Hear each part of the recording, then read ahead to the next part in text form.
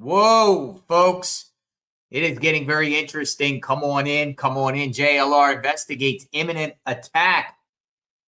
U.S. military building up along the coast, right off the coast of Venezuela. Numerous United States military planes are flying about.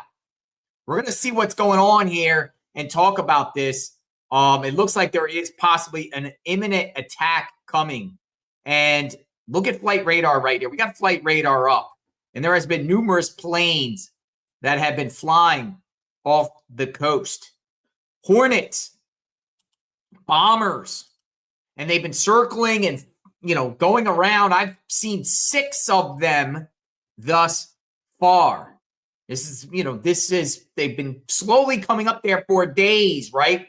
With the U.S.S. Gerald in the Carribean.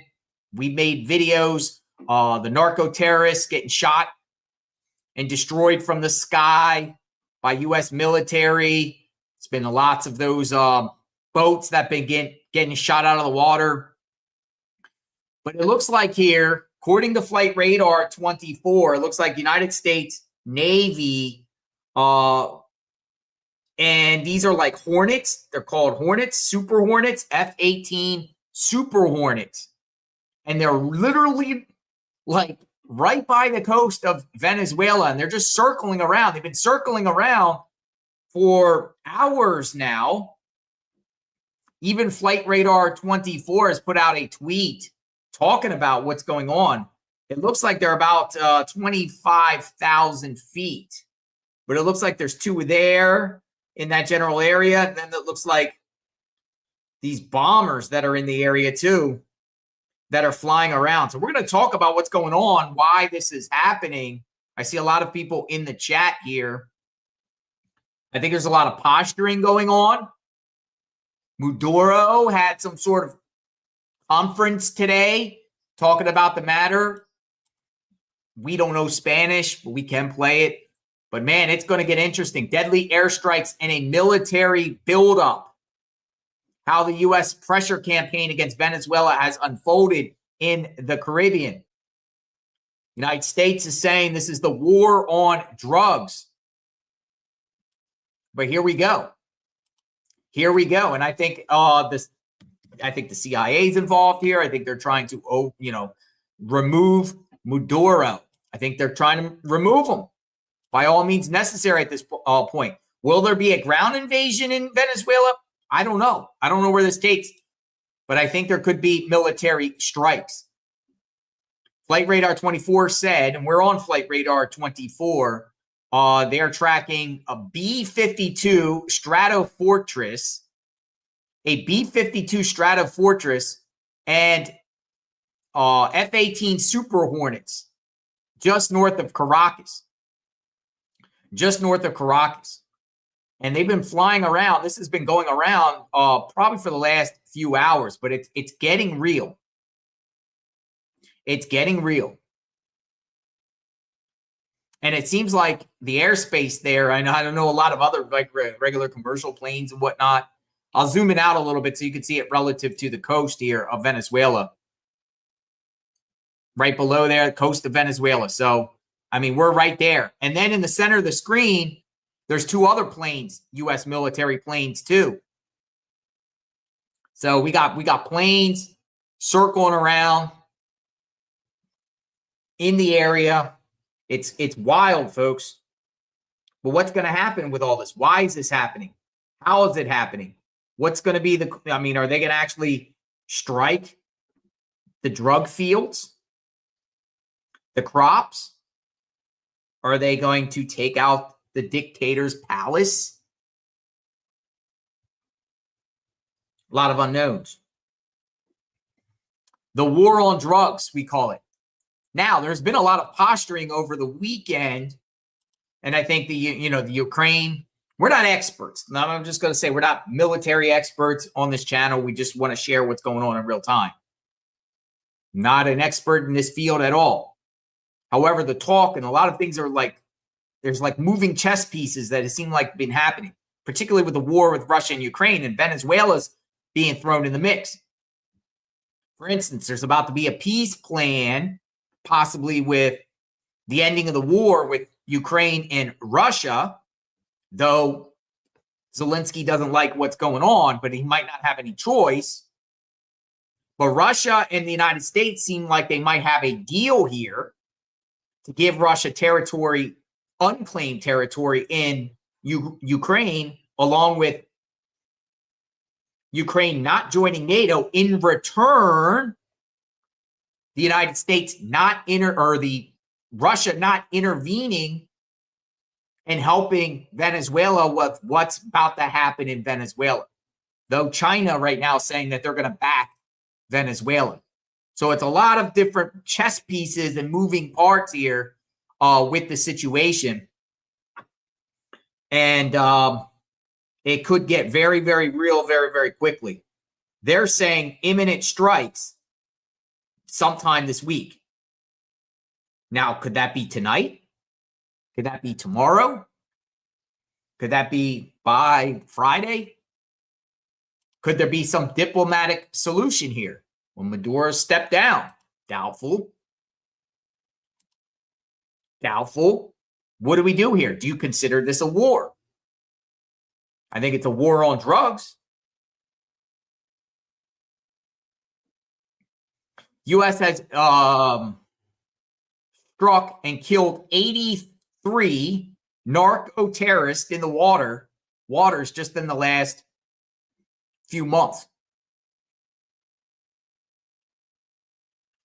83. They have done over 20 strikes because Venezuela is sending the boats over, sending the boats, the speed boats, drug trafficking, or sometimes boomerang it, the drugs to some of the Caribbean islands, which then in return comes to to the United States.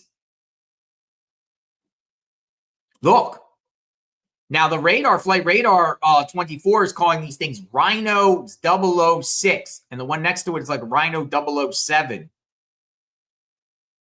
Rhino 006, Rhino 007.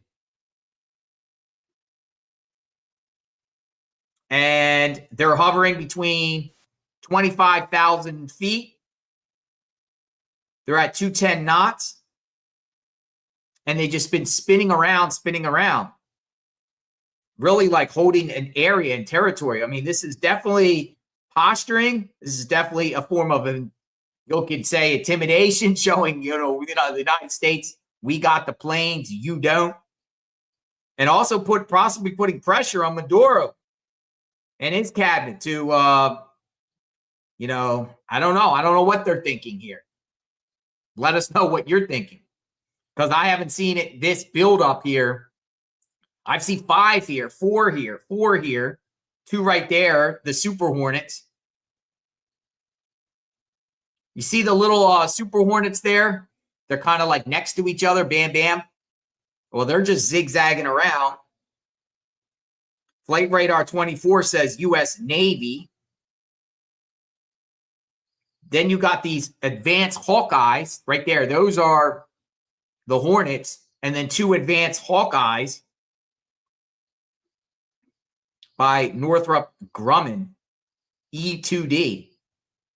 So 25,000 to 30,000 feet, all 4 of them. I don't know what happened to the B-52. The B-52 was out there, and it had a couple Hornets with it, and it kind of circled down it. But it was literally like, at one point, it literally went like, I would say less than 50 miles off the coast of Venezuela. Now, these kind of been falling back a little bit. I see a lot of planes actually kind of avoiding the area too. Pretty wild. But I want to learn about this, just like I'm sure you want to learn a little bit about this process. I see a lot of people coming into the chat. Do you call this a war? Do you call this necessary? Some people say, well, Trump's supposed to be the peace president. Doesn't look like he's looking for peace, but I mean, is this necessary to stop the drug trafficking and the cartels? People a lot to say, is Venezuela a major drug trafficking country? And do they send drugs to America? I think they do. 2020 report by the U.S. Drug Enforcement Administration, DEA, estimated that 74% of the cocaine reaching the U.S. arrived via the Pacific, and only 8% came on fast boats from Caribbean islands. However, Venezuela is considered a transit country for some cocaine destined to go to Europe and originating in neighboring Colombia. Use filters and turn off all non-military planes. That's what Ryan says. Use filters and turn off all non-military planes. Good idea. We'll look into that, Ryan. Thank you. But folks, there is a lot going on, and we kind of want to just share the talk. There's some media clips. Unprecedented time. They're also saying examining the risks of what's going on with this, what this all means. What type of firepower does Venezuela have to fight back, if at all?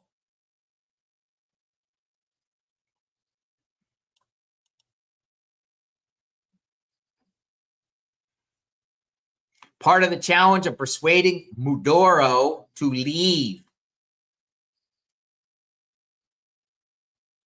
The fear that Cuba might execute him. Where would he go in exile if he leaves? Is there some sort of agreement where they would send him to a country if he falls back, stands down? What about all the oil and gold reserves? Precious stuff, minerals. There's a lot of moving parts here, but what we do know is Venezuela over the years have released a lot of the criminals and patients in insane asylums. And guess where they came? Right here in the United States of America. Covering the border for the last 5 years, Venezuela, their leader, released a lot of the criminals out of the prisons, but told them to get out. Get out. And where did they come? Here. Tren de Aragua, Venezuela. When we were down there at Eagle Pass, I would say a quarter of the people that were crossing through the Rio Grande into Eagle Pass, and you ask them where they come from, they say Venezuela. Venezuela, Venezuela, Venezuela. At the same time, they're sending out speedboats, drugs, fentanyl, cocaine. The State Department just named a Cartel de los Soles as a foreign terrorist organization. Marco Rubio is on the phone tonight. For sure. Probably speaking, trying to get other nations understanding of how they feel about the situation, an alliance. There's an article that just came out by scmp.com. President of China supports Maduro, criticizes U.S. actions in Venezuela. Chinese president urges respect for Venezuela's sovereignty, warns against foreign interference as U.S. ramps up regional military activity. Now, we're just going to talk about this because it might draw China into the mix. You know, we have a lot of things going on with China right now with tariffs, trade wars, the battle for AI, supremacy, AI. Somebody said in the chat, there is no escalation. I don't know where you've been. Google right now, Venezuela, and all you can see is imminent airstrikes, U.S. military buildup. They're literally off the coast right now. We're showing you in real time. So for people to say that this is nothing of nothing, there's Some in the chat, I don't know if you're serious about that or you just, I don't know if you're paying attention or you just don't pay attention.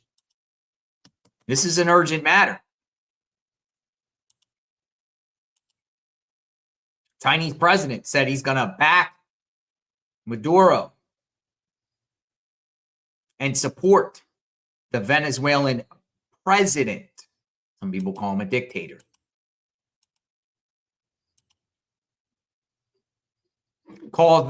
He calls Maduro, the Chinese president, his friend, his dear brother, and good partner. He vowed to keep supporting Caracas in safeguarding its sovereignty and national security, the dignity of the nation, and social stability. The Chinese leader also used a letter to condemn foreign interference in Venezuela affairs. Remarks widely seen as a response to Washington's military buildup. The U.S. has deployed nearly a dozen warships and about 12,000 sailors and Marines to the Caribbean, just off the Venezuelan coast, as part of what they call a counter-narcotics and maritime security operation. China's not happy.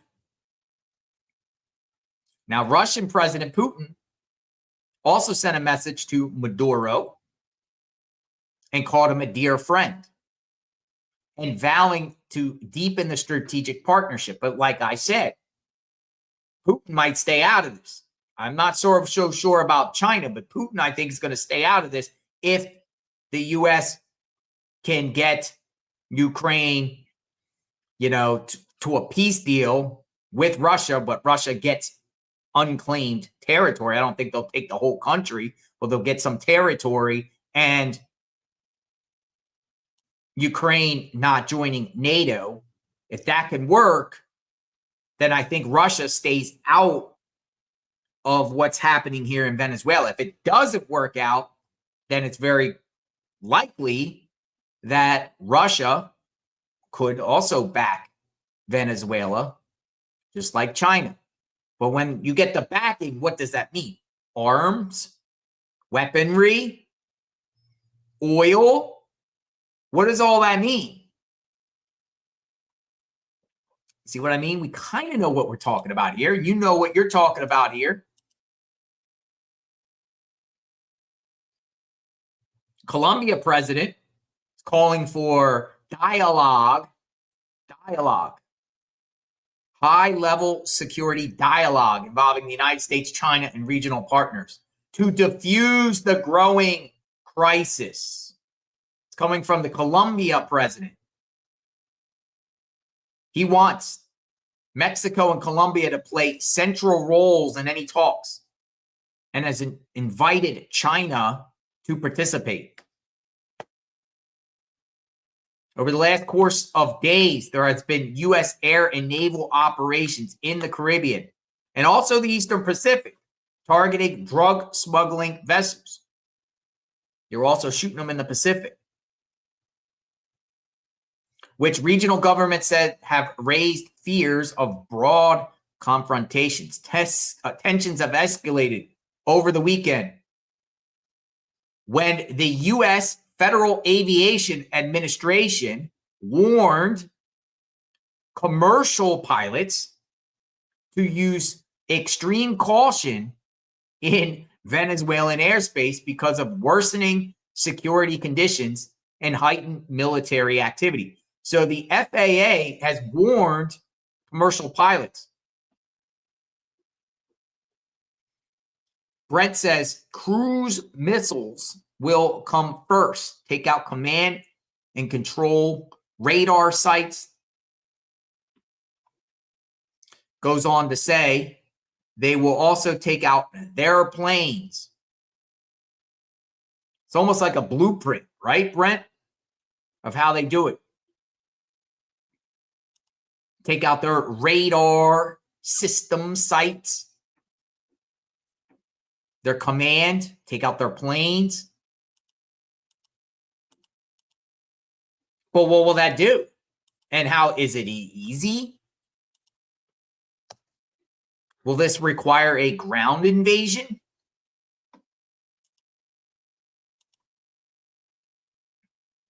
We're going to play a Fox clip right here to show you what's going on. And then we'll take you back here to keep people informed. We're trying to get the information so we can relay it to you so we can pay attention. This is going to be interesting. I wish they had camera feeds out in the water there. Unfortunately, they don't. And it's also getting dark.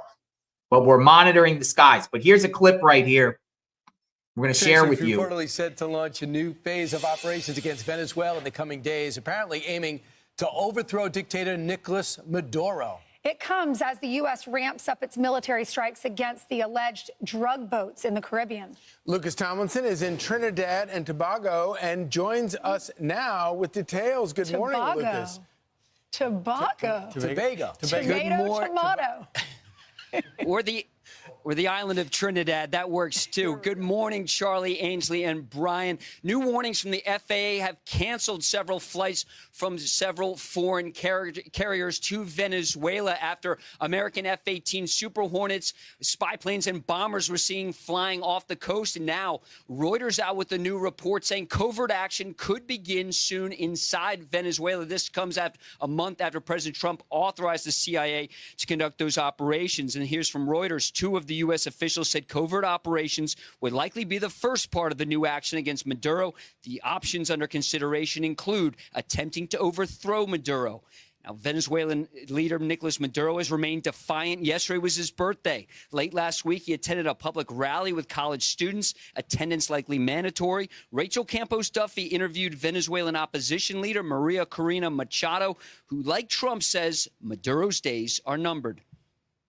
I completely trust the strategy President Trump is developing and his Secretary of State, Marco Rubio. They know very well with whom they're dealing with. I believe that Maduro will get a very clear picture of what are his options and what's the future for Venezuela. Maduro started this war. President Trump is ending this war. Should President Trump order strikes against the Maduro regime, there's plenty of firepower in the Caribbean to do it, with about 30% of all deployed American warships, including the aircraft carrier Gerald R. now on station.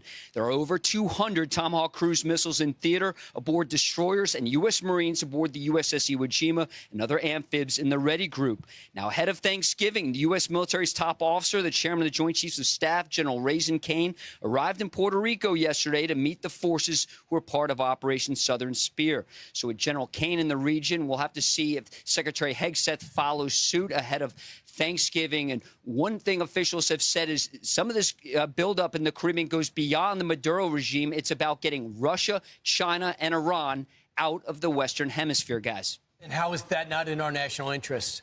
Appreciate it. Thanks so much, Lucas. A lot of firepower. And look, we can't spend a lot of time on this. There's so many big stories today. But just check out the Wall Street Journal. They talk about the headline is South America is turning more right-wing and getting Trumpier. What they're doing is more and more are electing, from Chile to what we saw in Bolivia, more electing Panama, more electing more and more conservatives. Even the guy in Brazil is in trouble. So it's not healthy to be against the president. What he wants to do is not dominate these countries. He just wants these countries not to be dominated by China, Russia, and Iran. So what I'm saying, they're trying to get Russia, Iran, and China out of the Western Hemisphere. We'll re-click here. Live flight not found. We'll re-click. But yeah, the U.S. has military bases in Puerto Rico, Honduras, and Cuba. They have operation centers in El Salvador, Aruba. And so they call that cooperative security locations. Surveillance hubs at local airports, traditionally used for counterterrorism and drug trafficking training.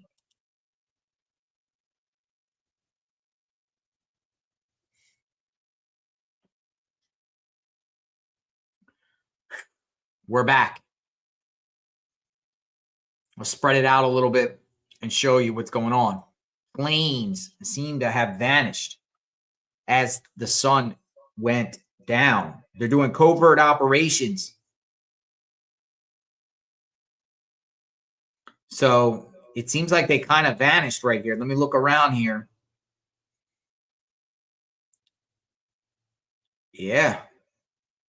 Seems like everyone just bounced. Everyone just bounced.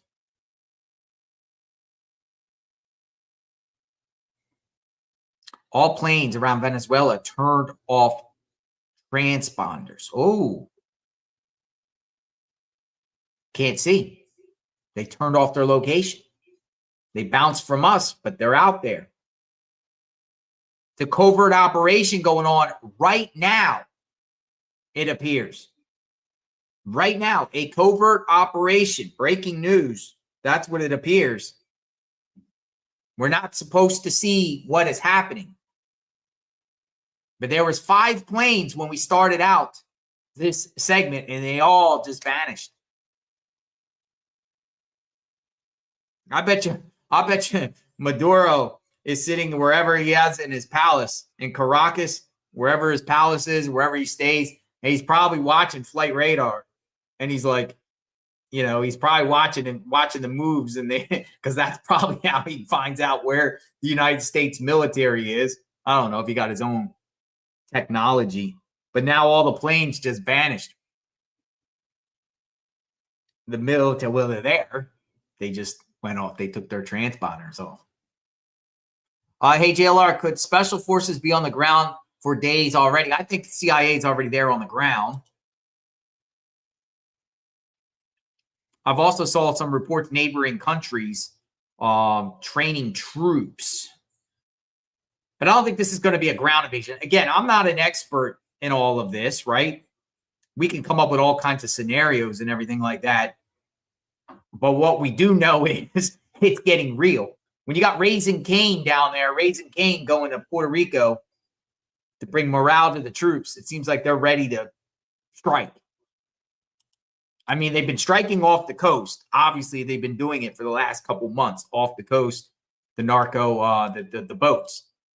It was like 20. I think it was 20 to 25. I think last week they did their 22nd or 23rd strike. Killed like 85 people in these boats. It's international waters. Hey, they're not subjected to American law and due process. They're in international waters. Hey, I mean, do you give terrorists due process anyway in international waters? But I do think the strikes on Venezuela soil is imminent. You could just see it. It's in the writing. We just don't know. Representative Salazar suggests U.S. action in Venezuela could boost American oil firms. Representative Salazar says on Venezuela, we're about to go in. We need to go in. Venezuela for the American oil companies will be a field day. They're literally about to go in. They might be going in tonight.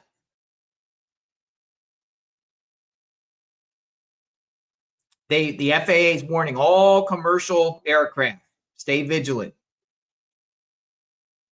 They've been scouring along the coast. Got another clip we're going to put up while we're monitoring the screen here. Plus, we're talking about it. We're educating ourselves. Y'all are educating me a little bit, and I appreciate your comments. Turning off a transponder is also a scare tactic. Yeah, I get that too. Suddenly, y'all turn off, and they're like, whoa, what's about to happen? Time to go down in your bomb shelters. They might just be like playing, a mind game with Maduro's regime. Oh my goodness, they turned off their transponders. Oh my God, they're about to strike. Let's head down to the bomb shelters, if they even have them. Or let's get our human shields. Let's get the children and women and children and use them as human shields. You know how some of these dictators are. Venezuela does have allies. China, Iran, Russia.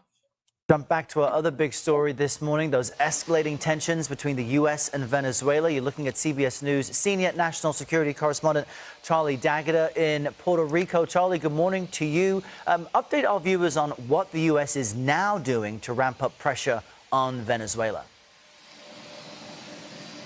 Errol, the short answer is a lot. So we are at Roosevelt Roads Naval Station, and this is where the F-35 fighter jets are based. They're going out, the stealth fighter jets, going out day and night. We haven't seen them take off yet this morning. Behind me, I think they're about to launch that AC-130 gunship. This is just one piece of the puzzle. They have, off the coast, you're looking at 8 or 9 warships now. These are destroyers that are out there, and those are all armed with Tomahawk cruise missiles. We've talked before about the U.S.S. Gerald R. Ford. It's got 4 squadrons of F-18 fighter jets. B-52s have entered the neighborhood in the past few days, and they turn off their transponders, including some of those fighters. They put them back on again to show that they are buzzing right along that Venezuelan coastline. Not everybody in Puerto Rico is happy about the sort of militarization of the island, but we spoke to the governor, and she's all in. The President of the United States and Secretary of War, they're talking about drugs and literally taking our resources to fight drug cartels. I'm 200% for that. So we're going to be anything that we can do to assist. And there may be a change now because the drug cartel, Cartel de los Soles, which is what the United States has indicted Venezuelan President Nicolás Maduro of being linked to that drug organization. As of today, it becomes a foreign terrorist organization. That does change the rules, and Defense Secretary Pete Hegseth said this gives President Trump more options. Same time today, the Joint Chiefs of Staff, Chairman of Joint Chiefs of Staff, Dan Kane, General Dan Kane, is going to visit Puerto Rico for the second time to rally the troops here and thank them for support in this mission. And we also understand he's going to go out on one of those ships, too. So it's about as full frontal as the U.S. military gets. Roughly a quarter of the total deployed U.S. Navy assets around the world are now concentrated in this area in a kind of scale not seen in decades. So that's where they are from a military level. CBS News has also learned that the Trump administration was thinking about dropping leaflets inside Venezuela as a sort of psychological warfare tool to put more pressure on the regime. Fascinating to see Puerto Rico becoming a key staging ground in this effort. Charlie D'Agata with all the latest. Charlie, thanks. Great reporting. Now, CNN just put out a report less than an hour ago. Trump administration formally designates Venezuela's Maduro as a member of a foreign terrorist organization. I think that's the last straw here to justify, hey, we're going in to take out a terrorist. They literally designate Maduro as a foreign terrorist organization. The Trump administration could have expanded authority to take action against Venezuela starting Monday as the U.S. designates Venezuela President Maduro and his government allies as members of a foreign terrorist organization. The designation of Cartel de los Soles, a phrase that experts say is more of a description of allegedly corrupt government officials than an organized crime group, as a foreign terrorist organization, will authorize President Trump to impose fresh sanctions targeting Maduro's assets and infrastructure. It doesn't, however, explicitly authorize the use of lethal force. Yet. Leaflets. They're going to drop leaflets. They might be dropping leaflets right now.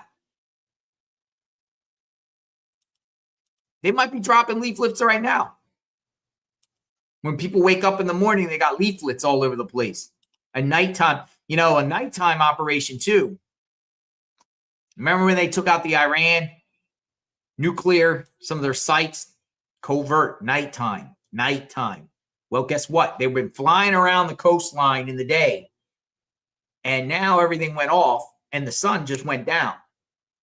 Literally, the sun just went down. This is about Russia and China influence in the area. I think that's too. Definitely get them out. Because like they said, a lot of these South American countries are starting to go far, and even Central America country leaders starting to go more towards right. And it's almost like isolating, there's a few what you call communist, far left countries left in the Caribbean, right? Or in Central America, South America. Things are changing. And Venezuela is kind of like on their own island in a sense. They're the last remaining stronghold with the influence of China and Russia. And America wants to take it out along with the cartels. And I do think the Trump administration has a gripe in reference to Maduro. Again, the border invasion, Maduro sent all his worst of his worst to this country, who many of them are still in the cities living amongst us, and he refused to take them back. Right? At one point. So I just think there's a lot of, and the drugs too, the Trump administration, fentanyl, cocaine, the drug cartels, all the drugs coming in this country. You want to clean up the country, you got to get rid of the drugs. But Venezuela residents, what about the citizens there? They got to deal with all this. The citizens there. I don't know if they get free or fair elections there. I don't know if it's legit or not. Do you? A lot of people say inflation, food, what's going to happen? Even if they get rid of them, there's going to be a power vacuum. Warships, numerous warships are out there. U.S.S. Stockdale, U.S.S. San Antonio, U.S.S. Fort Lauderdale, U.S.S. Gravely, the Gerald Ford Strike Group, the Gerald Ford Strike Group's out there, U.S.S. Lake Erie, U.S.S. Gettysburg. There's a lot of U.S.S. ships. What happened to the planes? Y'all know your stuff. Share it in the chat. We keep putting up in the chat. So now Maduro is basically labeled as a terrorist officially as of today. Him and his group are literally labeled terrorists. It's a big deal. I mean, that's like kind of what they were doing at like Osama bin Laden and Saddam Hussein before they did the invasions, right? Label them terrorists. Rand Paul, there's a news report out by Rand Paul about Rand Paul. He predicts the GOP will fracture over these Venezuelan strikes. Senator Rand Paul warned, and we covered Rand Paul during the government shutdown. Rand Paul warned that the White House's continued strikes on Venezuela may lead to a drop in support for President Trump. Yeah, that's going to happen, or is that going to more people will support Trump? What do you think? Rand Paul goes like he's a contrarian, seems like, but some people like him and think he's correct. Senator Rand Paul on Sunday warned that President Trump's focus on Venezuela may lead to a fracture amongst those who are drawn in by his campaign promise of avoiding foreign wars. One thing I noticed about Rand Paul, with the government shutdown, he was trying to support the hemp. And now he's kind of going opposite the Trump administration's, war on drugs against Venezuela. Is Rand Paul, is he compromised when it comes to drugs? Serious question. This is the second time now Rand Paul goes contrary to the Trump administration when it comes to issues regarding drugs. Just makes me wonder now. Remember, he was the last person that he didn't want to open up the government because he was protecting hemp in Kentucky. But now Rand Paul's like, wow, this is going to fracture the GOP if he invades and strikes Venezuela. Drugs. He spoke to CBS's Face the Nation. He said that an invasion of Venezuela or even a renewal of subsidies to Ukraine could see a splintering and fracturing of the movement that has supported the president. I think a lot of people, including myself, were attracted to the president because he didn't want to get involved with foreign wars. Now, he does have a point in that because Trump is supposed to be known, right, as the peace president. No wars, no wars. Well, is this considered a war? Is this considered necessary? Or if he strikes Venezuela, is this a war? And does that make Donald Trump a war president? Or is this all a bluff? Again, but I don't think it's a bluff because you've already struck boats from the sky. You took these narco terrorists out already, and that's unprecedented. When have we seen that already happen? We're in unprecedented times. So I can't necessarily say this is a bluff by flying jets over there and turning off radar and saying that, the military buildup. Having all these warships out there and these planes out there, the cost of that for a bluff. You got generals going down there to Puerto Rico, bringing morale, and you got Congresswoman saying that they're going in. Salazar said they're going in Venezuela. Is this a bluff? I don't think so. I think this is legit. I think it's going to happen. I don't think this is posturing. It could be happening right now before our eyes. We're waiting to see if these planes pop back up. They were on when we started out the segment, and now they have vanished from radar. Some people have been saying they've been doing this all day. But the buildup has been coming. First, the strike team, Gerald Ford strike team. I'm going to do the waters. Let me look around, see if we got any. A couple private owners, commercials. Lazar Airlines. I keep seeing Lazar Airlines flying around there. It just seems like there's not a lot of planes flying actually in Venezuela right now. Probably all told to get out. Use extreme caution. A lot of planes flying around the Caribbean, but they're all going around on the west side of Aruba. Fascinated stuff, folks.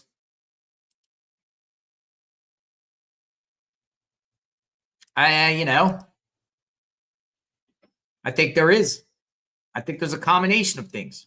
I think this is retaliation for him, Maduro, releasing all the crazies and criminals and Tren de Aragua and all the gangs through our southern border invasion that we had for 4 years. Getting rid of the worst of his bad apples, the cancers, and dumping them into the United States. I think that's it. I think the drugs is it. I think that the China and Russia, Iran, you want to call them axis of evil. You call them whatever you want. The influence of them in Venezuela, trying to eliminate that. I think it's a combination of it all. Oil. Get rid of a dictator. Try to, get the entire Western Hemisphere more towards the right. Get rid of communism.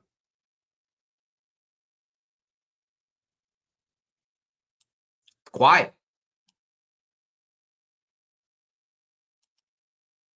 Deadly airstrikes.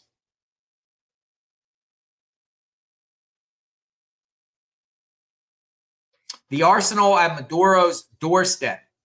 Before the recent military buildup, the U.S. Navy already had warships and Coast Guard vessels in the region. The surge of forces began in August.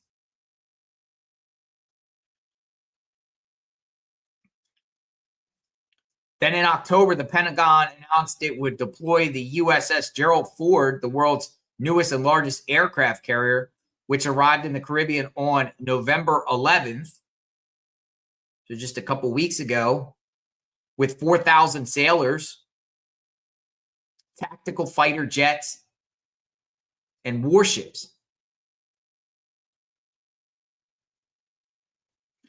There's a cooperative security locations called CSLs Closest one is Aruba.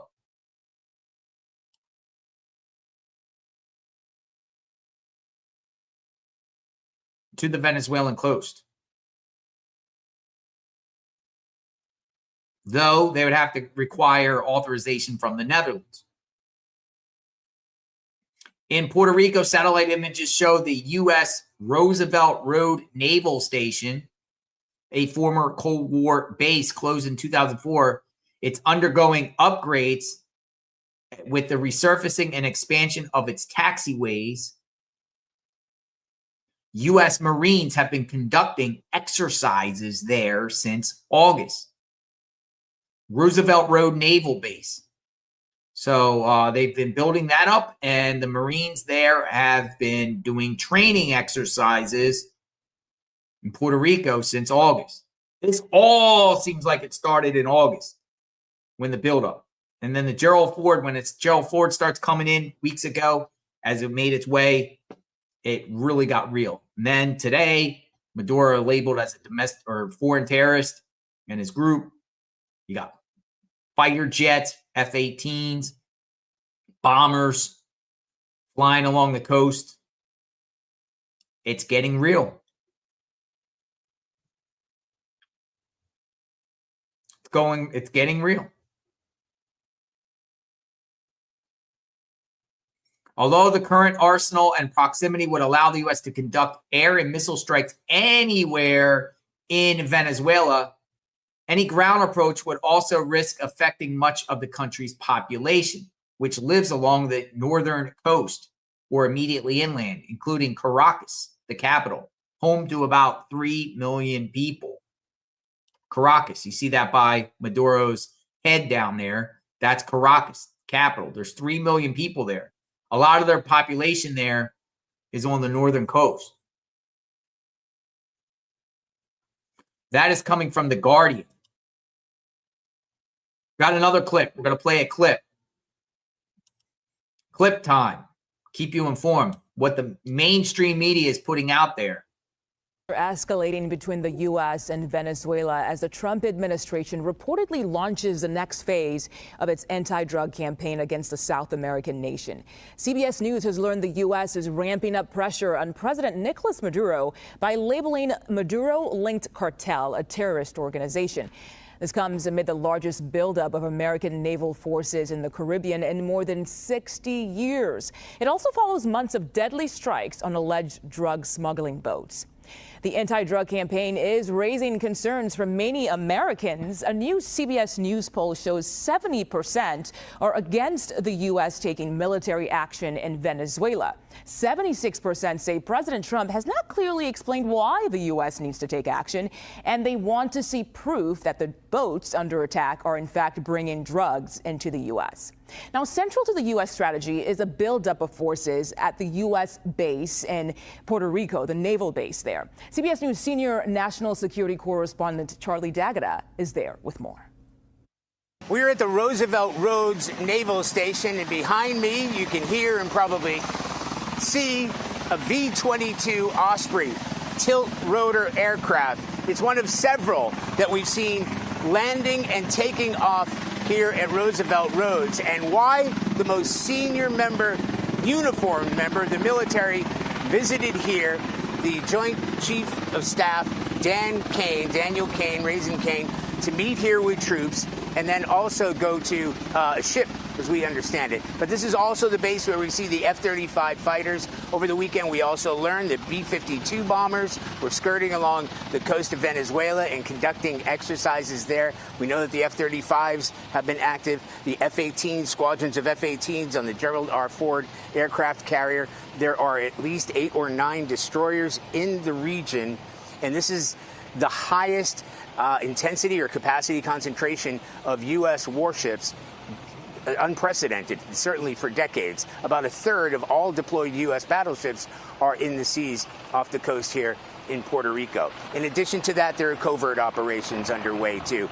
We know from President Trump that there are CIA operatives operating inside Venezuela. We also learned that they're thinking of a plan to maybe drop leaflets into Venezuela to put more pressure on Venezuelan President Nicolás Maduro. So what we're seeing is a multi-pronged approach with this huge U.S. military buildup, covert operations along with the overt operations, all to apply pressure on Nicolás Maduro. Back to you. Charlie D'Agata, thank you. And joining us now for much more perspective on this is Ryan Berg, director of the Americas program at the Center for Strategic and International Studies. Ryan, thank you for your time on 24/7 today. Now, the U.S. is getting some support in the region for this campaign, but what are the risks? Great. Thanks very much for having me on. I think the risks of any kind of action against the Maduro regime are well known. Venezuela does have aerial defenses that it has shown off. One of the key questions that we're trying to figure out is just what is the operational capacity of some of that air defense? Has it been maintained? Do they have the know-how and the technical expertise? Have there been spare parts? One of the key questions is the question about spare parts. Much of that aerial defense equipment is Russian in nature. We know that the Russians are bogged down in Ukraine, and they haven't been particularly sensitive to appeals or requests for help from some of their allies around the world for things like spare parts and maintenance, because much of that bandwidth is being used up in Ukraine. So there are some known unknowns here, but there are also some things to consider about Venezuela's ability to defend itself as well if the president does decide that he wants to take action inside Venezuela and greenlight strikes within the country. Yeah, and what does this campaign against so-called narco terrorism say about wider U.S. policy goals in Latin America? Well, I think that the Trump administration's priorities are threefold within the region. First, drugs. Second, migration.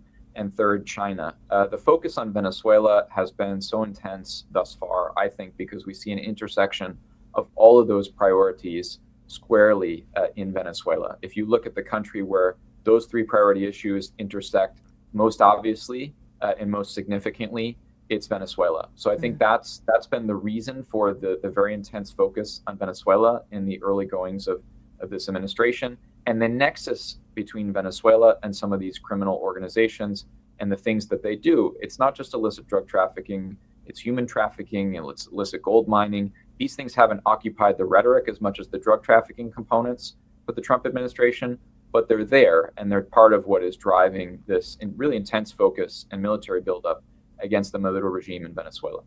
Okay, Ryan Berg, thank you so much for joining us today. We appreciate your insight.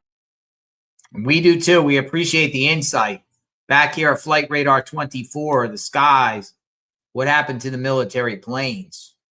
They all just vanished. They're out there. It appears they're out there. Now, the President of the United States, Donald Trump, is known as the art of the deal, right? Or he likes to say the art of the deal. Let's make a deal. Axios actually has an article that just came out probably in the last 15 minutes. Trump is ready to talk to Maduro over Venezuela drug strikes. Could this be the last way to get Maduro to change his ways right now? We got the military out there. We got you surrounded, kind of like a SWAT team negotiator, right? When you have a barricaded suspect inside a home, and the SWAT's like, we got you surrounded. Come out with your hands up. President Trump has told his advisors he's planning to speak directly to Maduro, even as the U.S. designated the Venezuela president today as the head of a terrorist organization. Trump's decision is an important milestone in his gunboat diplomacy aimed at Venezuela. And it could be a sign that, let me read on, why it matters. Could it be a sign that U.S. missile strikes or direct military action on land are not imminent?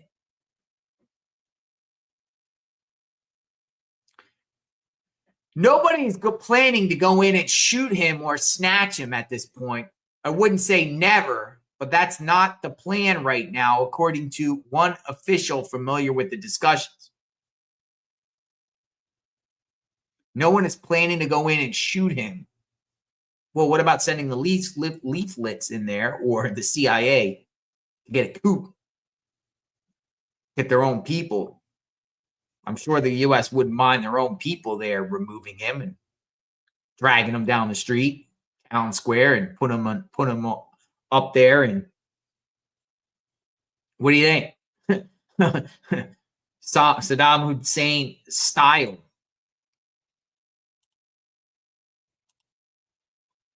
I don't think the U.S. would mind that. Maybe they're just waiting for their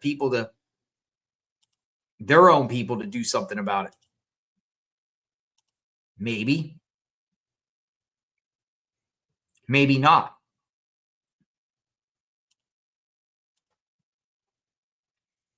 Coastline is kind of quiet right now. They're out there. They just didn't go home. I don't think they just went home. But Trump has said, the Trump administration said, in the meantime, we're going to blow up the boats. We're going to blow up the boats shipping drugs. We're going to stop the drug traffickers and the drug trafficking. At least 83 people have been killed in 21 separate missile strikes on boats that allegedly were carrying drugs during the U.S. military action in the Caribbean known as Operation Southern Spear.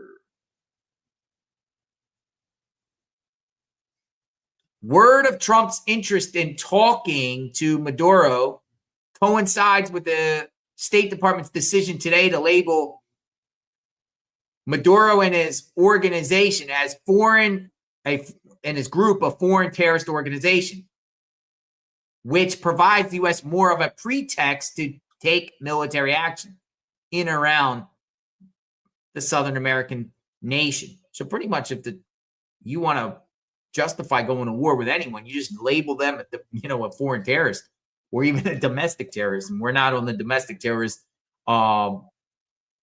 insurrection stuff at home yet.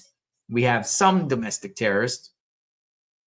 We're not on that level yet, but I think that's coming.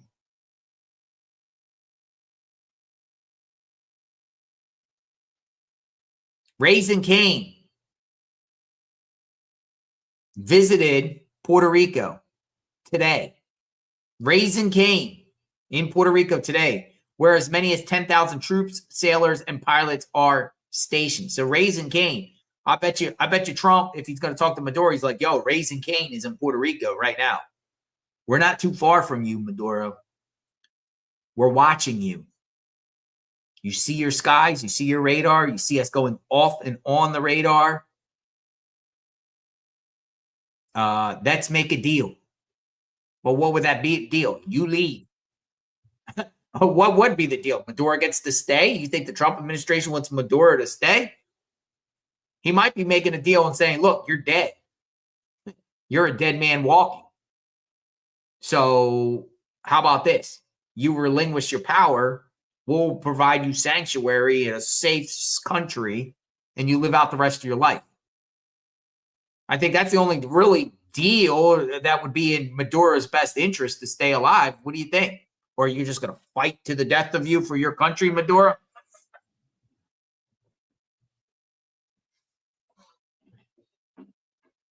You think they would spare his life? Where would he go anyway? Here, you can go to China. Maduro, you can go to China. We want your oil. Southern Spear, Operation Southern Spear. Some people speculate it's about regime change in Caracas. We have covert operations, but it's not designed to kill Maduro. That's what the Trump administration is saying right now. It's designed to stop narco trafficking. But a White House spokesperson said if Maduro leaves, we would not shed a tear. See what I mean? No date has been set for the Trump-Maduro phone call, which is in the planning stages. One official told Axios. Now, is Axios legit news? They're putting the information out that Trump and Maduro is going to be on the phone.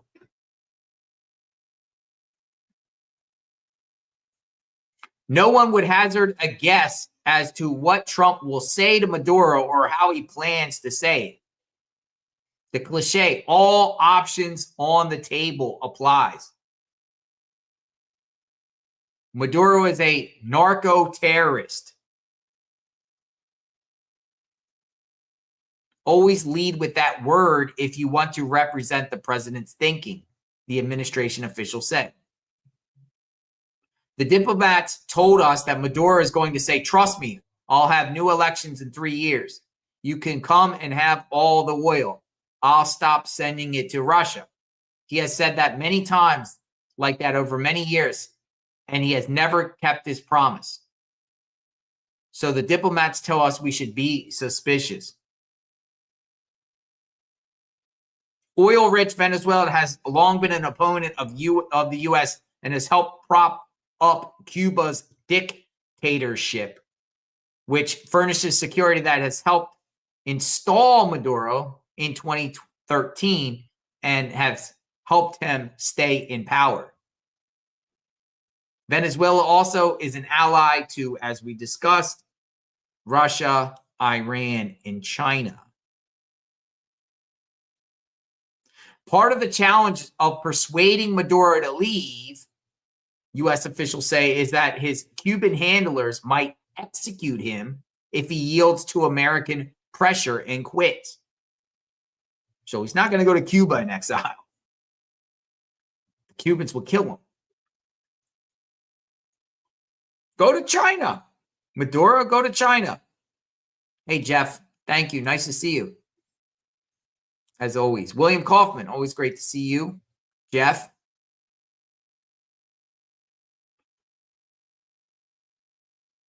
I told you Venezuela is hiding the UFOs in the Amazon. Trump will announce the existence of aliens too, J-Bone in the Bay says.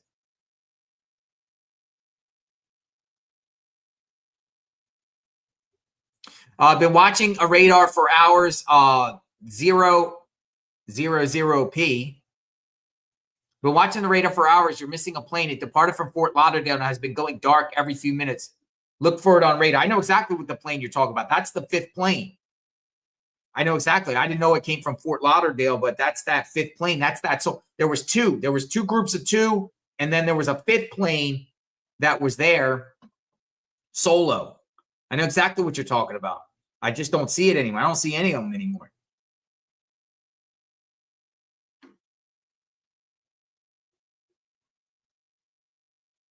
But just look, you could just tell, like, off the coast, just that whole circle of nothing in there, all this, all that right there, between the planes, it's probably U.S. planes in the sky, all in between, everyone's going around. Right now. Because those planes, the U.S. military is hovering around 25 to 30,000 feet.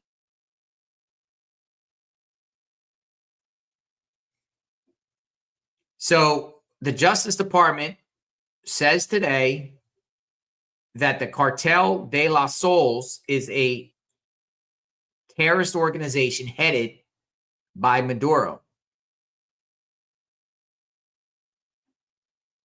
Critics of Trump's Venezuelan policy repeatedly have tried to blame Marco Rubio for the military buildup.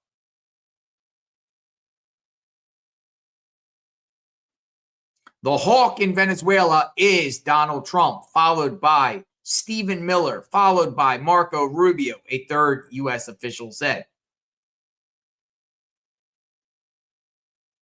In 2019, they said when Trump was considering military action in Venezuela after Maduro stole the presidential election, Rubio talked the president out of it by saying they weren't enough military assets in the region to effectively pressure Maduro. That was in 2019, first term. Things have changed because they're out there now. They're out there now. Today, Trump has that option. Officials say Rubio and Kane, Raising Kane, the chairman of the Joint Chiefs of Staff, has stitched together an operation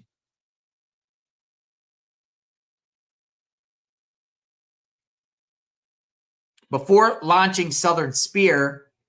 Trump played good cop, bad cop with Maduro by appointing advisor Rick Grenell to act as a friendly envoy to Venezuela. Maduro offered up his country's riches to the U.S. in October, which Trump said was a sign that Maduro realized you don't want to F around with the United States. But Maduro wanted to stay in power. And that's a non-starter for Trump.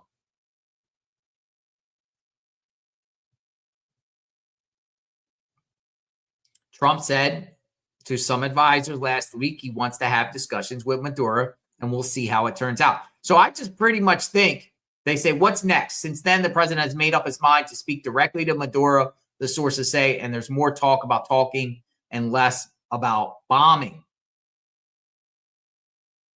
I see a diplomatic solution as being very likely, a Trump advisor said. Donald Trump hasn't said this in as many words, but he wants his legacy to be he did everything he could to stem the flow of illegal drugs into the country.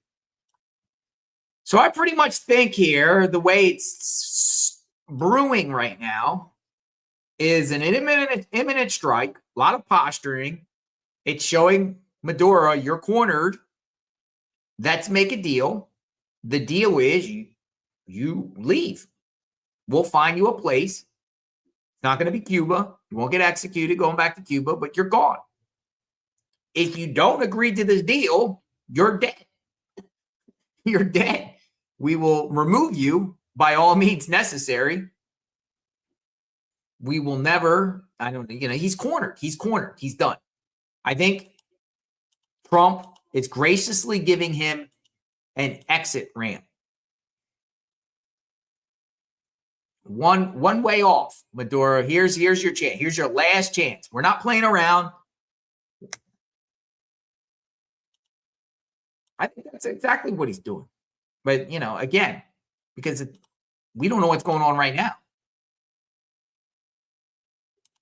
Wouldn't you like to be on that phone call?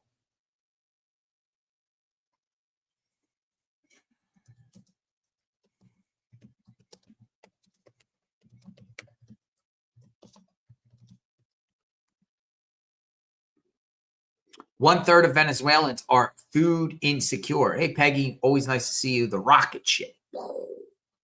It's 9 million people on the brink of starvation. You also have to look at about a humanitarian aspect, too. You get rid of a dictator, power vacuum, instability, inflation, desperation of the people. This has been going on for a long time, and Trump needs to end it. A war on drugs is a war on the U.S. I agree with that. We say no to the drug dealers. CNN put out a report. CNN put out a report on this whole situation. Some people like CNN, some people don't. I like to hear what they say. I like to hear what all the mainstream media is saying about this because, a lot of Americans watch their particular mainstream media channel, whether it's CNN, Fox, MSNBC, and so on. Each one has a little different perspective. We like to share them all to share what's going on out there and how the American people are getting fed information about this developing situations. We're going to put the CNN clip up. terrorist designation is going to go into effect today for Venezuela's infamous Cartel de los Soles. The White House claims the group is directly tied to the Maduro regime and is responsible for drug trafficking into the U.S. So this move allows the Trump administration to, for instance, freeze assets tied to the cartel as it makes the case for military strikes against Venezuela. Over the weekend, 3 international airlines canceled flights from Venezuela as the FAA warns of a potentially hazardous situation. The idea of military action against Venezuela is something even the president's allies are warning against. I think you'll see a splintering and a fracturing of the movement that has supported the president, because I think a lot of people, including myself, were attracted to the president because of his reticence to get us involved in foreign war. Group chat is back. Sabrina, I know you've been following this for a long time. I do know people talk about Venezuela as a narco state, but I don't necessarily, it's not clear whether designating it as a former a cartel, what difference that could make. Can you talk about like what the administration is sort of thinking behind all this? I mean, for the Trump administration, the designation opens up more options of what they can do in Venezuela and opens a broader justification for them doing things in Venezuela right now. But I think what's interesting, there's a lot of confusion about why exactly the Trump administration would want to get involved in Venezuela and is doing what it's doing. What we hear from the administration, the majority of the time, is the focus on the drug trafficking. The reality is that the majority of drug trafficking is not just through Venezuela, it's through Colombia, it's through Mexico. So the focus on Venezuela raises some questions about why. Now, Venezuela is has the largest oil reserves, proven oil reserves in the world. There's a question about if there is a calculus about what this would mean for the United States domestically if we had access to oil in Venezuela. And I think there's another piece, which is Trump himself has talked so much about migration patterns from Venezuela. So is there some type of interest in destabilizing Venezuela, ousting its leader, Nicolás Maduro, if there is a calculus that would impact the region and if that would impact bringing new leadership into the country? Yeah, and then in the Times, your paper of record, the Joint Chiefs Chairman Dan came to the Caribbean as the president is said to have reportedly approved plans for covert action there. And I think for the people within the MAGA movement who don't want to be involved in foreign wars, is this starting to walk and quack like a war? Yeah, so you are seeing the tensions in MAGA just as you saw them just before the bombing of Iran in June. Now, in that case, it was a standoff bombing campaign.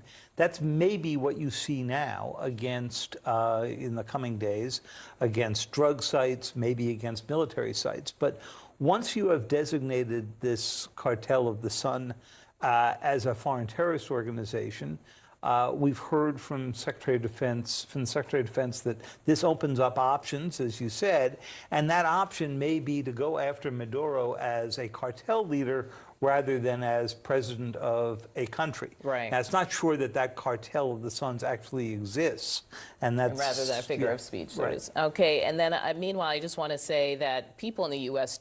do want to know a little bit more about what's going on. They are hearing about deaths in these boat strikes. Just 24% believe the Trump administration has clearly explained their position on military action. And 76% believe that hasn't been done.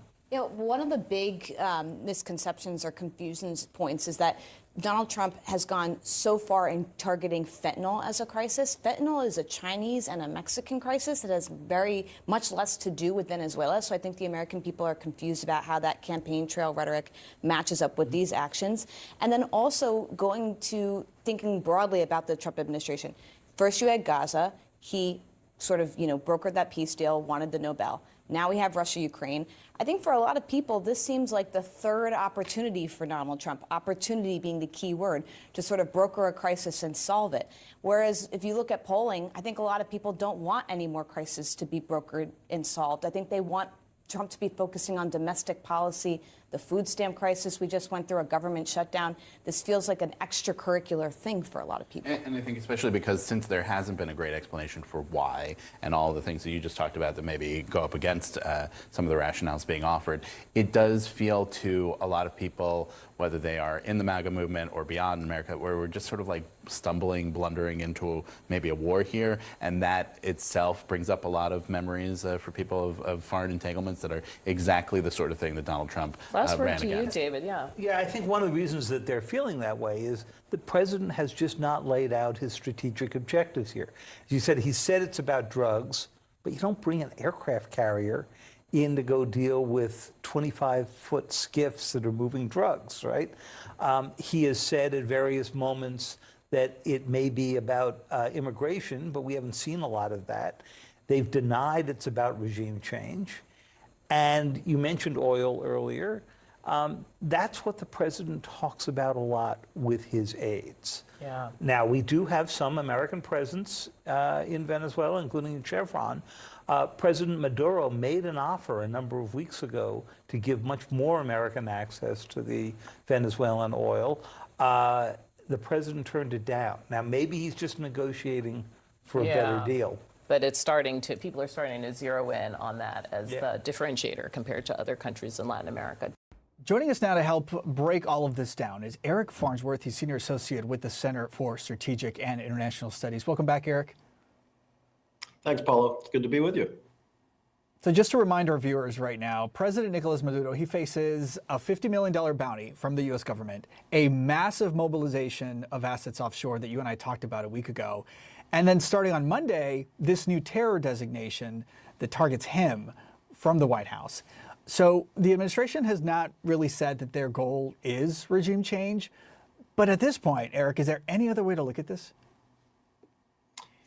Well, that's probably the most prominent way to look at it, and I think the time frame is shortening considerably. You mentioned the designation of the Cartel de los Soles tomorrow as a foreign terrorism organization. You also have really peak readiness of the U.S. forces offshore in Venezuela, at least shortly. You have the December 10th ceremony of the Nobel Peace Prize for Maria Corina Machado, which isn't necessarily determinative in Venezuela, but it is a data point. And you have airspace being closed around Venezuela. The FAA has warned commercial air carriers to avoid the region until February 19th. So you put all those pieces together, and the fact that the Trump administration is not doing anything to tamp down high expectations that something is happening, and you can draw the conclusion that I think some sort of activity could be in the offering before too long. I'm glad you mentioned that message that was issued by the U.S.'s FAA. What do you think that could signify? Well, it could signify a real signal for that action could be imminent of some nature. It doesn't say exactly what it could be. You know, it could also just be a warning to Maduro and the Venezuelan regime that says we could take steps if we want to. It's not a it doesn't guarantee that something will happen, but I think it clears the air, no pun intended, to really, make sure that if something does occur, that there won't be unintended impacts. So just going back to Maduro now, Eric, I mean, would you see Maduro giving power if we end up in that situation?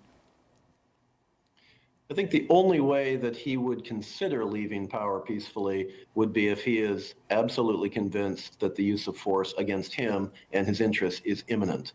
So you have to have a credible threat of force to have a peaceful resolution. And I know it sounds ironic, but that I think is really what we're looking at right now. That does not mean that either force would be used if he doesn't leave, and it doesn't mean that he's going to leave even if he believes force will be used. So it's really, you're playing the odds here. But I personally don't believe he is going to leave unless he is fully convinced that his own interests will be severely impacted and that the use of force is imminent. Let's explore that peaceful route here, the diplomatic route, as we learned about a week ago that it could possibly involve talks between the White House and Caracas. What do you think would be seen as a non-negotiable for the White House if these talks actually happen? Yeah, it's a great question. And we should say that the U.S. administration has denied that they're talking to Maduro. So, they may or may not be happening. But it would seem to me, as a former diplomat myself, as a former State Department official, that now would be the best time to actually engage in the type of conversation that could lead to Maduro's departure and the departure of his regime. The red lines would really have to be the departure of Maduro, as well as the inauguration of Edmundo Gonzalez, who is the democratically elected president, who has not been allowed to take office, but Venezuelans voted on July 28th, 2024 for him. He won overwhelmingly over Maduro. He hasn't been allowed to take office. But those would be the two non-negotiable demands as far as I would see it. Now, that doesn't mean that that's what the Trump administration will do. They might have their own considerations. But at the end of the day, the whole purpose of a buildup like this is to get to a democratic transition. And the only way, by definition, you can do that is for Nicolás Maduro and his top lieutenants to depart. So I think that really has to be the focus of the conversation. Interesting insight. Now I want to go back to to Fox News chief national correspondent Jennifer Griffin, because she put out a tweet yesterday. And I thought this tweet was interesting because it ties in with Ukraine and Russia, because I think, the U.S. is trying to isolate Maduro and, Venezuela from the rest of the world in a sense. And one of the things to do is Russia. Get Russia. And she goes, fact, Marco Rubio is Secretary of State and National Security Advisor. So just keep in mind there. Marco Rubio is also the NSA advisor. He is now in Geneva with the U.S. Army Secretary negotiating with the Ukrainians on what is largely being seen as a document that halts the fighting in Ukraine, giving Russia concessions like control of Ukrainian territory that the Russian military does not yet control, and barring Ukraine from future membership to NATO. We discussed that earlier. These talks are in Geneva are taking place on the eve of what appears to be a massive U.S. effort to remove Maduro from oil-rich Venezuela, a Russian ally in the U.S. sphere of influence. Rubio leading talks after denying the U.S. senators that the Ukraine plan was a U.S. plan, implying it was a Russian plan, then denying he said so in a tweet during today while he was in Geneva. This as reports of diplomats leaving Caracas, flights being canceled due to a massive U.S. military buildup off Venezuelan shores, and plans for the U.S. to begin CIA-led covert ops and alleged plans to drop flyers demanding Maduro step down. In other words, regime change that Rubio has long advocated for. The Ukraine deal appears to be linked to the looming U.S. actions in Venezuela based on timing and public reporting. So it's both of them tied in. I think, like they said, the U.S. and has a deal with Russia to stay out of Venezuela and stay out of what the U.S. is planning to do with Venezuela. In return, the Ukraine-Russia war ends. And Ukraine will not join NATO, and Russia will get some territory that they haven't claimed, and that's it.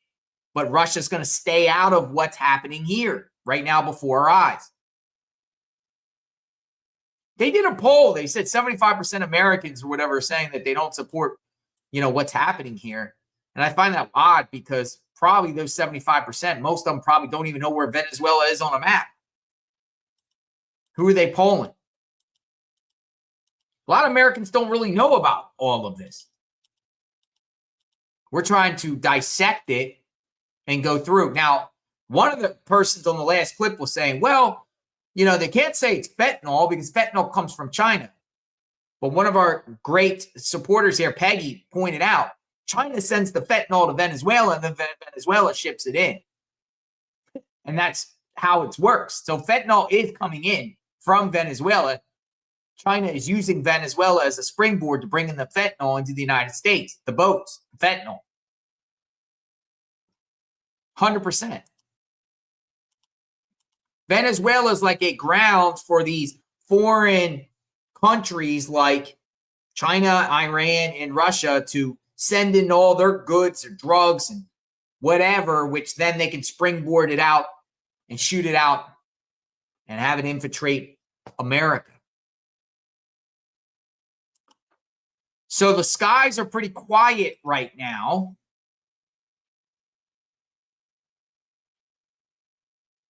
Is it about oil? If Maduro is telling the Trump administration, you could have some oil, but I want to stay, but Trump's like, nah. Is it really about the oil? Again, what's this about? I think they just had enough of Maduro. I think Maduro has one choice and one choice only.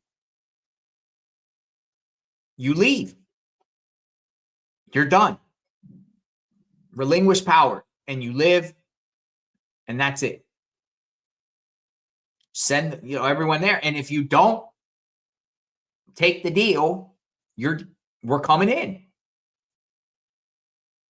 Quiet till tomorrow night. I got this other clip I want to get up here about the Venezuelan for the American oil companies will be a field day. Representative Maria Salazar. I'm going to get this up in the pipeline here. I want you to listen to the Fox Business. Tensions continue rapidly escalating with Venezuela. And anxious leftists in Cuba and Nicaragua who rely on Venezuelan oil are starting to shake a little in their jackboots. Joining me now is Florida Congresswoman Maria Elvira Salazar. She's a member of the House Foreign Affairs Committee. Great to see you, Congresswoman. Thanks so much for being here. So the U.S. has just designated the Maduro regime, essentially because of their association with this group, a foreign terrorist organization. That is big news. That kind of puts Maduro, correct me if I'm wrong, but doesn't it put Maduro in the same category as former Panamanian dictator Noriega, who the U.S. went in and got and changed that regime? Correct, and thank you for the opportunity. Not only Noriega in 1989, but Osama bin Laden. So starting at midnight tonight, Nicolás Maduro and his gang is officially a terrorist organization, and he is the head of a terrorist organization, which according to our United States laws puts him right in the crosshairs. We can take him out, we can extradite him, and we can go in and try to finish his regime. So good news for the Venezuelans who have been waiting for years to be liberated, and very good news for the American economy, which I'll explain to you why this is a #1 goal for this administration from the economic standpoint. But there are some Americans. I mean, I would love to see a change in government. My wife's from Nicaragua. We know how terribly the dictators there rely on Venezuelan oil. But at the same time, a lot of Americans don't want actual U.S. participation in regime change in Venezuela. They would much prefer the Venezuelans to do it on their own. Do you think the pressure that Maduro has received will force him to leave on his own? Oh, I think Maduro is not Fidel Castro. Maduro is not a brave boy. So now that he has understood that he's on that very nefarious list of the terrorist organization, that the airspace above Venezuela has been closed off and the commercial airlines from the United States are not flying, he's understanding that we're about to go in. He understands that he has been our enemy for the last 25 years. Venezuela, for those Americans who do not understand why we need to go in, for three reasons. You're in Fox Business. Venezuela, for the American oil companies, will be a field day because it will be more than $1 trillion in economic activity. American companies can go in and fix all the oil pipe, the whole oil rigs, and everything that has to do with the Venezuelan petroleum companies, or everything that has to do with oil and the derivatives. Number two, Venezuela has been the launching pad, the hub for our enemies, the Iranian, Hezbollah, Hamas, the Cubans, the Nicaraguans, people that hate the United States, and the only thing they want to do is do harm to us and to our young Americans. And number three, he is the head of the U.S.S cartel, which is one of the transnational criminal organizations. In 2020, Nicolás Maduro was indicted by a federal grand jury for drug trafficking, and he is the head of the U.S.S cartel. So right there, the economy, security, and politically speaking, we're going to be doing a favor to us, to our children, to our economy, to our oil companies, to be able to liberate, and to the Venezuelans that they do want to be free. Well, no doubt it's going to be good for Venezuela to be rid of this guy and the regime. But again, you use the phrase when we go in. What exactly does that mean? I mean, for example, the military in Venezuela, even though they're paid hoodlums for the most part, they still may be willing to fight to hold on to power. I mean, what happens if they don't leave peacefully? I don't think they're going to, because last year, the Venezuelans under Maria Corina Machado and the opposition forces, they held elections, presidential elections. And those elections reflected and they showed that 80% of the Venezuelans, including the military, voted against the Maduro regime. So we know, we have information that maybe the top echelon of the military forces in Venezuela may be with Maduro, and they're going to flee with him. But the middle and lower ranks are with the opposition. We're talking about that this is going to be very similar to Panama. That I was there, I was a news reporter, and I remember when the Marines were walking in and the Panamanian girls were asking them to marry them. I think it's very similar. Yeah, no, I remember well. I was there in just after it. It kind of bled into 1990. It started in late December of 1989, bled into 1990. And I went in January, and it was remarkable how receptive the Panamanians were to the change. And it's been a relatively peaceful country since. But the transition. Correct. I mean, Maria is a wonderful woman, the opposition leader. She's fantastic. But how will that transition take place? Will there be a snap election after he flees, or what? Well, she has and I have spoken to her extensively, they have a 100-day plan that they have shared with the White House. They are prepared. She knows what she's doing. I mean, they have been at this for 25 years. Like I said, 90% of the Venezuelan people, plus the 8 million Venezuelans who have fled, they want to come back. This is going to be a very major success and a success story, not only for them, but for us. And I salute President Trump for having the fortitude, the courage, the political vision to be doing this, because Maduro is the head of a transnational criminal organization.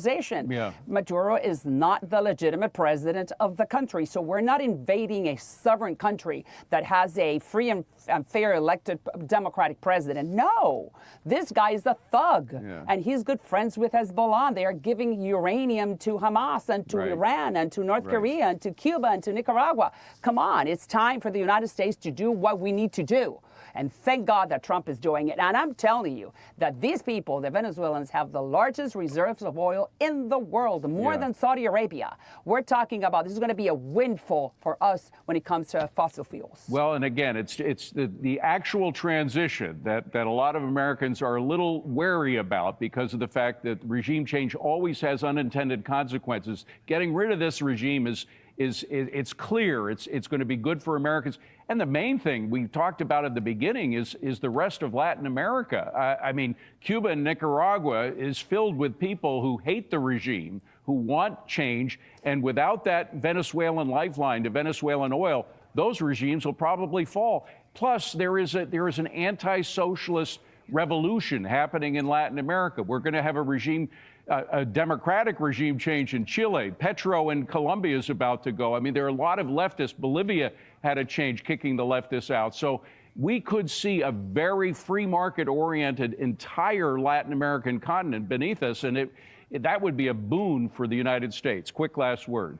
And it will be. And I've introduced, now that you say that, I've introduced legislation called the Americas Act.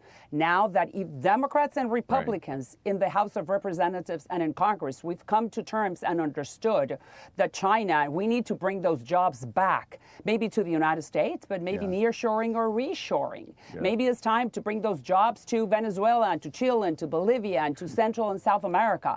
They happen to be in our backyard. If the Western Hemisphere prospers, we prosper. It's time, and I salute President Trump once again, because he's looking back. He's looking in our hemisphere. And you just said it beautifully. Latin Americans are repudiating socialism. Yes. Why? Because they have lived it. I mean, I'm the daughter of political refugees. Cuba, you just said it. Cuba receives 100,000 barrels of oil for free from Venezuela just to stay alive, just to have the lights, just to have the to be able to breathe for a little while during the day, because by the way, Cuba has no oil. I have to mention that's why this will go. Your resolution against socialism was a repudiation by the United States Congress, and not just Republicans. You had about a 50-50 divide. There were a lot of Democrats, I think close to 90 Democrats, who voted along with you in condemning the notion of socialism as anything but a disaster for those who adopt it. Yeah, but the other 100 did not. That's and true. My resolution was very simple, was clear. Yeah. We were only denouncing the horrors of socialism. I'm not talking about Western Hemisphere only. I'm talking about Stalin and Mao and Lenin. I'm talking about the 100 million people dead because of that nefarious ideology. Yeah. And that 100 members of the Democratic Party in the United States Congress at the federal level did not dare to repudiate the horrors of socialism. What does that tell you? That they may agree with it? I prefer to look on the positive side of this, Congresswoman, that in fact half of the Democrats are not willing to go down that socialist route, because it's looked for the past couple of months like a majority were, but it's not quite a majority. It's just barely a majority that are willing to go down that route. In this case, quick last word, very quickly. In this case, I am not willing to give them the benefit of the doubt. Do you know why? I figured. Because unfortunately, in every political organization throughout history, French Revolution, the Iranian Revolution, the Sandinista Revolution, unfortunately, when you have such an active left wing, that will always eat up the middle and the more conservatives. And that is what my big fear within the Democratic Party. Be careful that very, very active left-wing side of the party will eat up everybody else. Believe me, we're aware of it here in New York City after what just happened in the election a couple of weeks ago. Congresswoman, great to see you. Thank you so much. She seemed pro-war to me. What's your take on Maria Salazar, Congresswoman, Florida's 27th congressional district? She wants to go in. She's like, let's go in. Let's go in. They're really gung-ho that they need to topple Maduro ASAP. And people agree with her. Some people might disagree. So, we gave you different perspectives from different media outlets on the situation. We can come up with different theories and scenarios of what's going to happen here. We just don't know what's going to happen. Ultimately, Trump has the plan.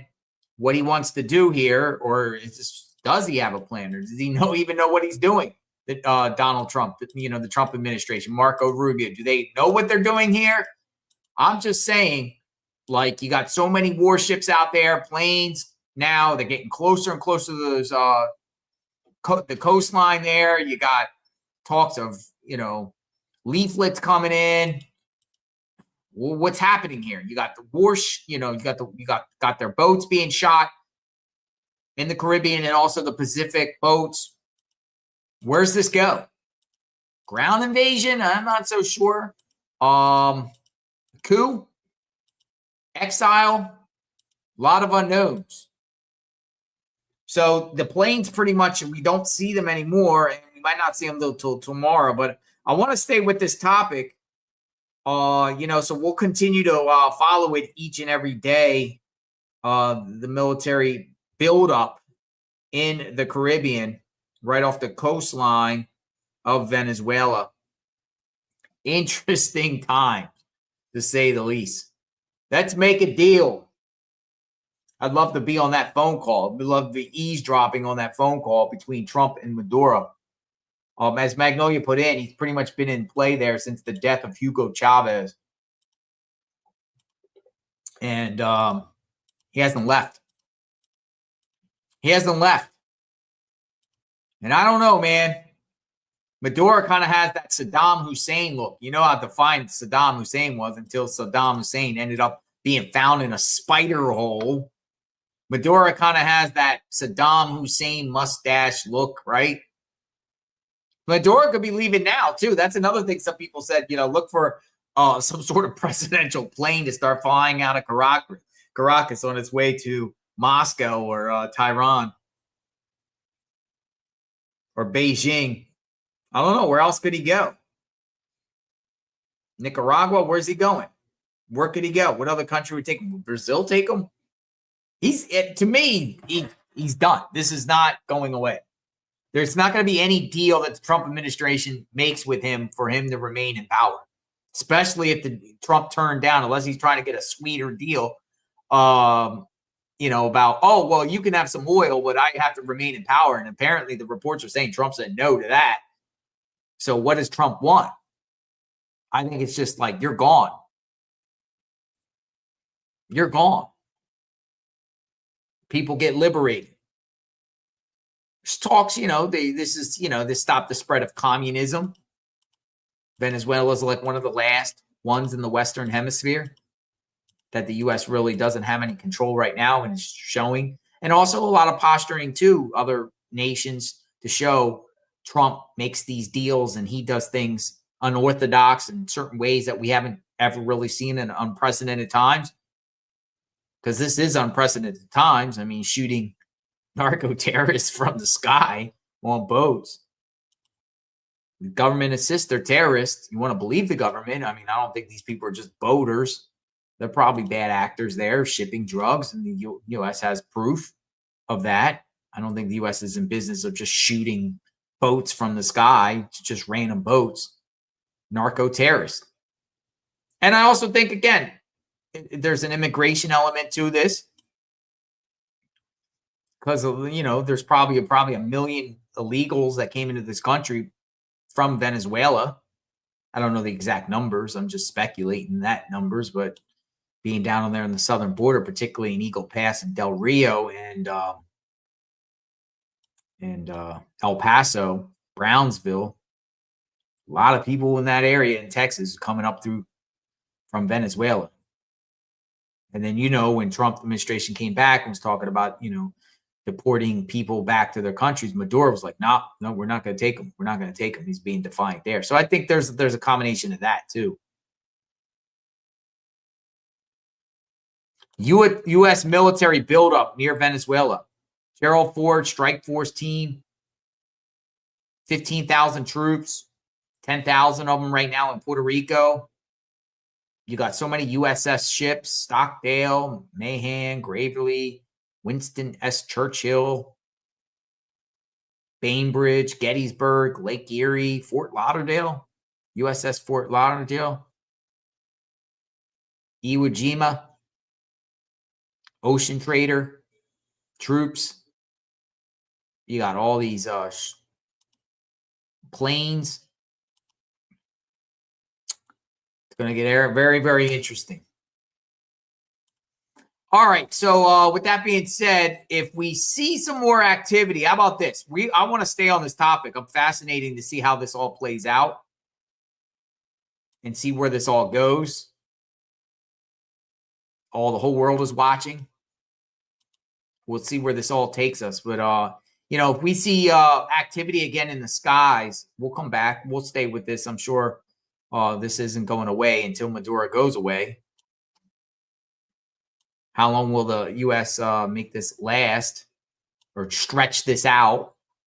I mean, do you think there's some guerrilla warfare resistance of Maduro's troops, stormtroopers there that can fight the U.S. military from their land there, from the sky? I don't know. Do they got surface air missiles and things like that, and defense missiles that can shoot at U.S.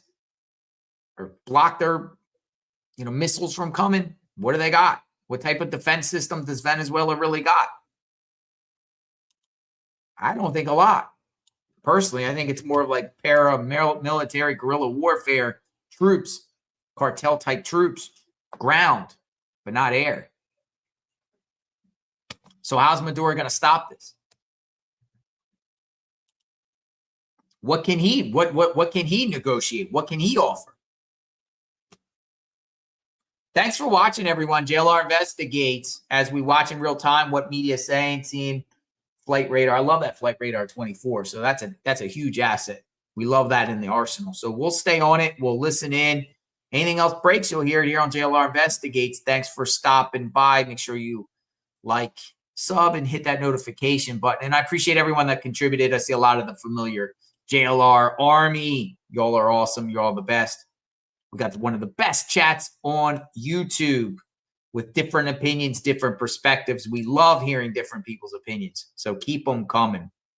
We cover true crime, breaking news 24/7, 365. Be safe out there, folks. Until next time, JLR Magnolia Investigates. We will talk soon. Have a good day, everyone.